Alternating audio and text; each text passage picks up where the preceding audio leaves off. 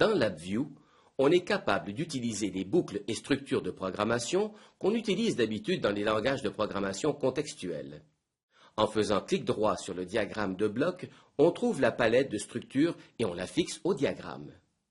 Dans cette palette, on peut trouver plusieurs structures, mais les plus utilisées sont les boucles while, les boucles for, la structure conditionnelle case structure et la structure séquentielle flat sequence structure. Dans cette capsule, on va démontrer comment utiliser ces quatre structures.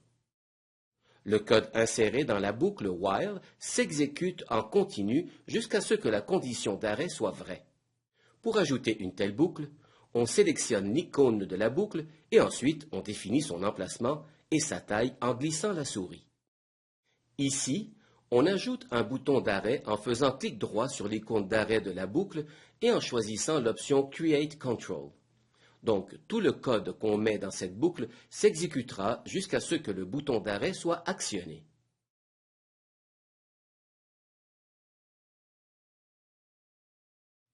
Ensuite, on insère une boucle for en utilisant la même technique qu'avec la boucle while.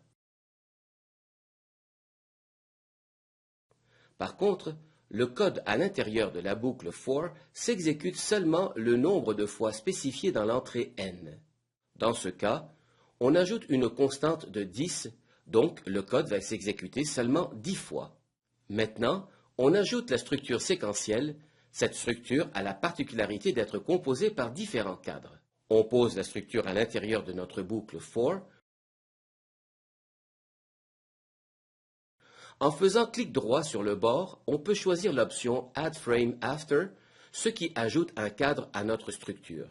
Le code dans le premier cadre va s'exécuter entièrement en premier avant de passer au deuxième cadre.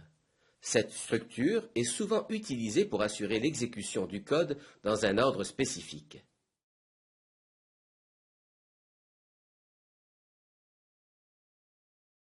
Finalement, on ajoute une structure conditionnelle dans le premier cadre de la structure séquentielle. Ce type de structure nous permet de choisir l'exécution d'un code spécifique à une condition à l'aide d'un sélecteur de cas à une entrée. La condition est simplement une valeur booléenne. Pour programmer la condition vraie, on clique sur True en haut de la boîte et on inclut le code approprié. On fait de même avec la condition fausse. Pour démontrer le fonctionnement de ces structures, on va développer un code très simple qui fait clignoter un indicateur de façon aléatoire. On ajoute en premier l'indicateur booléen dans la console. On peut toujours changer sa taille et sa couleur. On le trouve dans le diagramme de bloc et on le met dans le premier cadre de la structure séquentielle. Ensuite, on ajoute un générateur de chiffres aléatoires, un comparateur plus grand que et une constante numérique.